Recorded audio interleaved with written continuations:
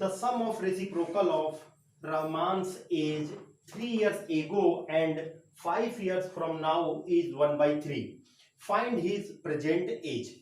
रहमान की उम्र, the sum of reciprocal, reciprocal का सम किसकी? रहमान की उम्र का। तो रहमान की उम्र का, तो कौन सी उम्र का?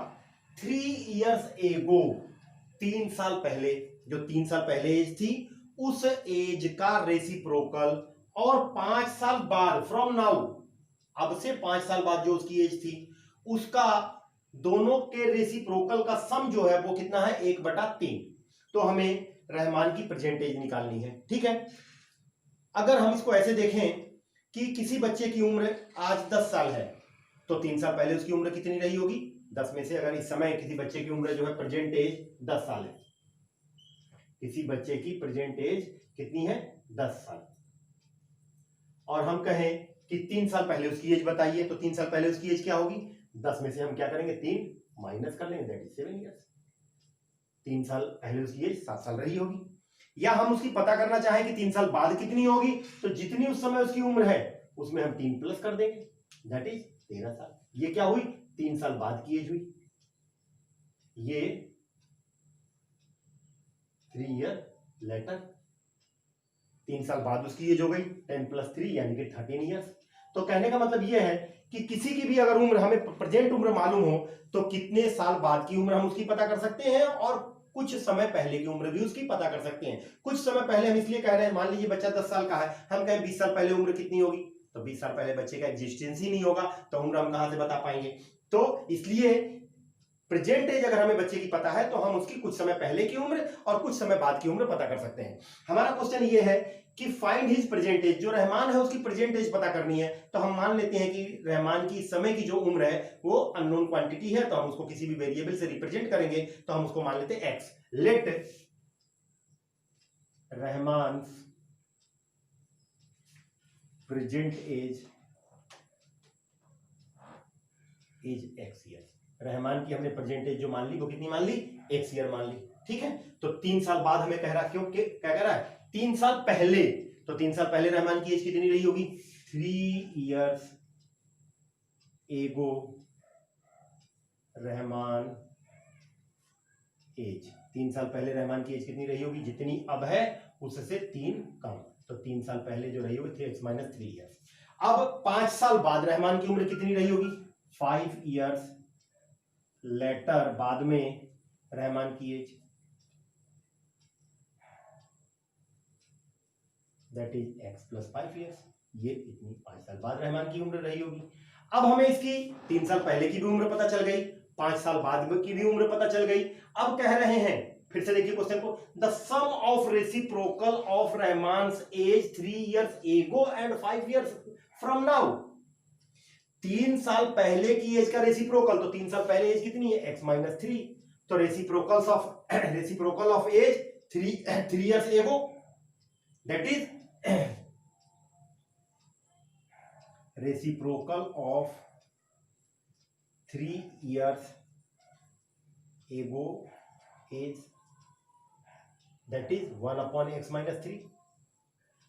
इसी तरीके से रेसिप्रोकल ऑफ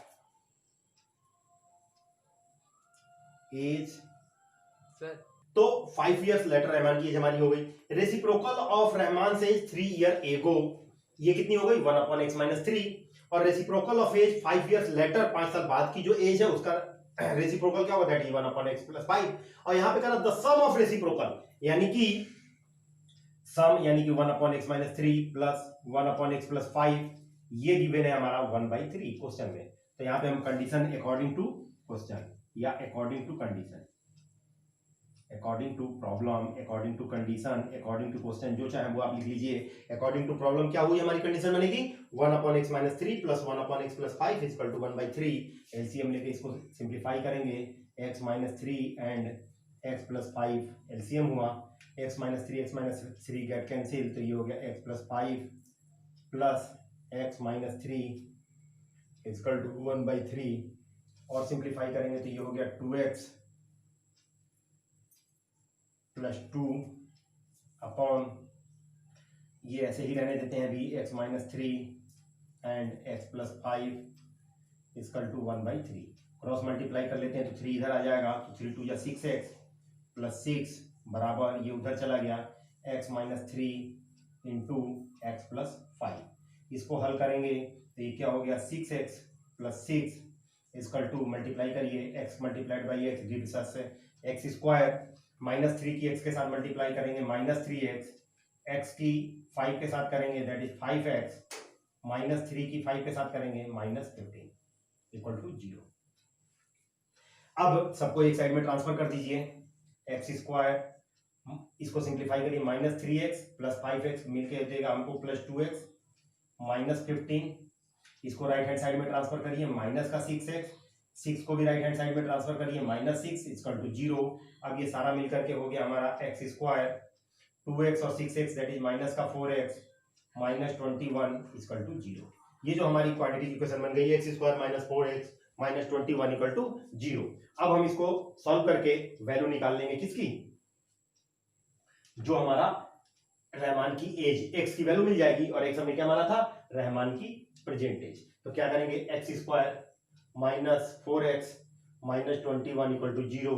देखिए अब हम मिडिल टर्म स्प्लिट मेथड से जब फैक्टराइजेशन करते हैं तो ये 4 के टुकड़े करेंगे, 4 के 2 टुकड़े इस तरीके से करेंगे कि उसका प्रोडक्ट जो है पहले वाले एक्स स्क्वायर का कोफिशिएंट 1 और कांस्टेंट टर्म -1 इन दोनों की मल्टीप्लाई के बराबर आए और सम या डिफरेंस -4 आए। तो सिंपली एक्स स्क्वायर माइनस 4 के जो 2 टुकड़े होंगे 7 माइनस 3 ब्रैकेट के अंदर इसको बंद कर लेते हैं माइनस 21 इक्वल टू 0। तो x square minus 7x plus 3x minus 21 equal to 0। तो ये हो गया हमारा एक्स स्क्वायर, यहां से हम कॉमन ले लेंगे x, तो जब x हमने कॉमन लिया तो यहां से बच गया x माइनस 7 और प्लस का 3 कॉमन ले लिया तो यहां से बच गया x माइनस 7 इक्वल टू 0। अब जब यहां से x plus 3 and x minus 7 equal to 0, जब when x plus 3 equal to 0 इसका मतलब क्या हुआ x equal to -3 and when x minus 7 equal to 0 इसका मतलब हुआ x इक्वल टू 7। अब ये दो वैल्यू मिली हमें x की दैट इज -3 एंड 7। अब इनमें से ध्यान से देखिए जरा, एक वैल्यू -3 है और दूसरी वैल्यू 7 है, तो x इक्वल टू -7 नहीं हो सकती। क्यों नहीं हो सकती? क्योंकि x जो माना था, क्या माना था हमने, एज माना था, तो एज डज नॉट नेगेटिव, यहां पे लिख देंगे age does not be negative, age जो है नेगेटिव नहीं हो सकता, इसलिए x की वैल्यू क्या हो जाएगी 7 हो जाएगी। और x हमने क्या माना था, इसलिए Rahman's present age is, Rahman's present age is 7 years. Rahman की जो प्रेजेंट एज होगी वो 7 ईयर होगी। ठीक है, तो ये हमारा 5 of exercise 4.3. In a class test, the sum of Cephali's mark in mathematics and English is 30.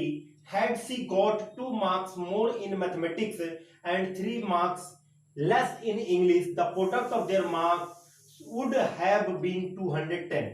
Find the marks in the 2 subjects. देखिए किसी भी क्वेश्चन को सॉल्व करने के लिए सबसे जो इम्पोर्टेंट चीज है, सबसे पहले हम पहुंचते हैं कि हमें चाहिए क्या, हमारी रिक्वायरमेंट क्या है। हमें सबसे पहले find the marks in 2 subject, 2 subject में उसके मार्क्स कितने हैं। ठीक है, एग्जाम दिया उसने 2 सब्जेक्ट का। The sum of Shefali's mark in mathematics and English is 30। 2 subject के उसके जो मार्क्स का सम है वो कितना है 30 है। यानी कि अगर ये हम चाहे तो 1 वेरिएबल से कर ले, चाहे तो 2 वेरिएबल से कर ले। 2 वेरिएबल वाला जो है चेंज होकर के हमारा 1 वेरिएबल में आ जाएगा और 1 वेरिएबल हमारा जो है बाद में क्वाड्रेटिक में चेंज हो जाएगी। तो ये कोई भी ऐसा इशू नहीं है। यहाँ पर चैप्टर हमारा चूंकि क्वाड्रेटिक इक्वेशन के नाम से है इसलिए हम इसको 1 वेरिएबल में लेकर के चलते हैं, नहीं तो आप 2 अलग अलग वेरिएबल भी ले सकते हैं। एक वेरिएबल हम ले लेंगे कि मैथमेटिक्स में मार्क्स का उसका जो है x है, उसको हम x से रिप्रेजेंट कर दें, और जो इंग्लिश में मार्क्स है उसको y से रिप्रेजेंट कर दें। तो लेट द मार्क, और नहीं तो दूसरा तरीका है कि मैथमेटिक्स और इंग्लिश के मार्क्स जो है वो कितने हैं 30 हैं। मैथमेटिक्स में और इंग्लिश के मार्क्स का जो है सम है वो 30 है। इसका मतलब क्या हुआ कि अगर मैथमेटिक्स में 10 मार्क्स है, अगर हम मान लेते हैं मैथमेटिक्स में 10 मार्क्स है तो इंग्लिश में क्या होगा 30 - 10 दैट इज 20। यानी जो टोटल है उसमें से हम मैथमेटिक्स के मार्क्स को घटा देंगे तो हमें इंग्लिश का मार्क्स पता चल जाएगा। मान लीजिए मैथमेटिक्स में 20 मार्क्स है तो क्या करेंगे 30 में से 20 को घटा देंगे तो हमें इंग्लिश में मार्क्स पता चल जाएंगे। या हम मान लेते हैं इंग्लिश में उसके 10 मार्क्स है, क्या होगा, 30 में से 10 घटा देंगे इंग्लिश के मार्क्स को तो हमें पता चल जाएगा मैथमेटिक्स में मार्क्स कितने हैं, 20 हैं। क्यों, क्योंकि दोनों सब्जेक्ट के मार्क्स का सम जो है 30 है, तो हम किसी भी एक सब्जेक्ट में उसके मार्क्स जो है मान लेते हैं x है। Let the marks in either mathematics और इंग्लिश, तो किसी एक सब्जेक्ट में मान लेते हैं इन मैथमेटिक्स इज x। हमने मान लिया कि उसके मैथमेटिक्स में जो मार्क्स है वो x है, तो मार्क्स इन इंग्लिश कितना हो जाएगा, दैट इज 30 माइनस एक्स, क्योंकि दोनों का सम 30 माइनस एक्स क्यों हुआ, क्योंकि दोनों का सम जो है 30 है, तो जब एक सब्जेक्ट का हमें मार्क्स मालूम है तो दूसरे सब्जेक्ट का मार्क्स हमें 30 में से उसको माइनस कर देंगे, हमें पता चल जाएगा। अब आगे क्या कह रहे हैं, had she got 2 marks more in mathematics, यानी मैथमेटिक्स में जितने मार्क्स थे उससे उसको 2 मार्क्स अधिक मिलते, तो when she score 2 marks more in mathematics, तो क्या हो जाता है, न्यू मार्क्स, हम इसको कह सकते हैं that is x. Had she got 2 marks more in mathematics, तो 2 मार्क्स ज्यादा, पहले उसके मैथमेटिक्स में मार्क्स कितने थे, एक्स थे, तो 2 मार्क्स उसने ज्यादा ले लिए, तो उसके नए मार्क्स जो हो गए वो कितने हो गए, एक्स प्लस 2। अब आगे कह रहे हैं and 3 marks less in English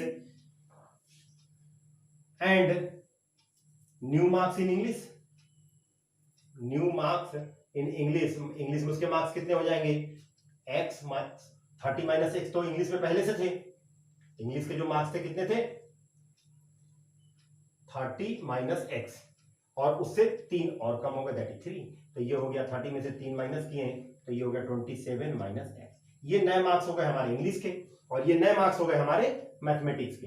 अब ये क्या कह रहे हैं, had she got 2 marks more in mathematics and 3 marks less in English, the product of their marks would have been 210, यानी कि अकॉर्डिंग टू कंडीशन, जो कंडीशन दी हुई है वो क्या है कि दोनों के नए मार्क्स का अकॉर्डिंग टू कंडीशन, जो नई कंडीशन में दोनों सब्जेक्ट के मार्क्स है, यानी कि मैथमेटिक्स के marks that is x plus 2, English के marks that is 27 minus x, इन दोनों का प्रोडक्ट यानी कि मैथमेटिक्स के मार्क्स हो गया x प्लस 2, इंग्लिश का मार्क्स हो गया 27 माइनस एक्स, और इसका जो प्रोडक्ट हो गया 210। अब हम इसको सिंप्लीफाई करेंगे तो x को 27 से मल्टीप्लाई करेंगे दैट इज 27x, 2 से करेंगे 54, x को माइनस से करेंगे माइनस एक्स स्क्वायर, 2 को माइनस एक्स से करेंगे माइनस 2x इक्वल टू 210। सबको एक तरफ लेकर चल जाते हैं तो x, ये लेफ्ट हैंड साइड को राइट हैंड साइड में ट्रांसफर कर देते हैं तो नेगेटिव था पॉजिटिव हो गया, 27x प्लस का 2x माइनस का 25x प्लस का, राइट हैंड साइड में जाके ये हो गया माइनस का 25x माइनस 210 बराबर, सॉरी तो राइट हैंड साइड में लेगा तो हाँ राइट हैंड साइड में प्लस 210 और ये जाकर के उधर हो गया माइनस 54 बराबर 0। जब इसको माइनस करेंगे तो x square minus 25x minus कर लीजिए, 10 में से 4 गया 6, ये हो गया हमारा अगेन 10, 10 में से 5 गया 5, 156 equal to 0। X square minus 25x plus 156 बराबर 0। अब इसके हम फैक्टर क्या करेंगे, क्वाड्रेटिक इक्वेशन बन गई हमारी, x square minus 25x plus 156 बराबर 0। अब 156 को हम फैक्टराइज कर लेंगे, मतलब मिडिल टर्म को स्प्लिट करेंगे, यानी 25x के ऐसे दो टुकड़े करेंगे कि हमें उनका सम या डिफरेंस जो है माइनस 25x मिले और प्रोडक्ट जो है 156 मिले। तो सिंपली इसका तरीका पहले हम डिस्कस कर चुके हैं तो ज्यादा उसमें हम नहीं जा रहे हैं। तो अगर जरूरत पड़ेगी किसी को मिडिल टर्म स्प्लिट मेथड से कि कैसे उसके हम टुकड़े ढूंढते हैं तो उसको हम नेक्स्ट वीडियो में डिस्कस कर देंगे। तो यहाँ पे सिंपली हम देख ले रहे हैं कि दो टुकड़े इसके जो लेंगे 13 और 12, 13 में 12 जोड़ेंगे तो 25 आएगा और 13 की 12 से जब मल्टीप्लाई करेंगे दैट इज 156। अब कैसे देखिए, एक्स स्क्वायर माइनस को माइनस ही रहने दिया, 25 के हमने दो टुकड़े कर लिए 13 plus 12, x plus 156 equal to 0। इसको ब्रैकेट खोल लेते हैं, अब माइनस का 13x माइनस का 12x प्लस 156 इक्वल टू 0। तो x कॉमन हो गया तो x माइनस 13 माइनस का 12 कॉमन हो गया तो x माइनस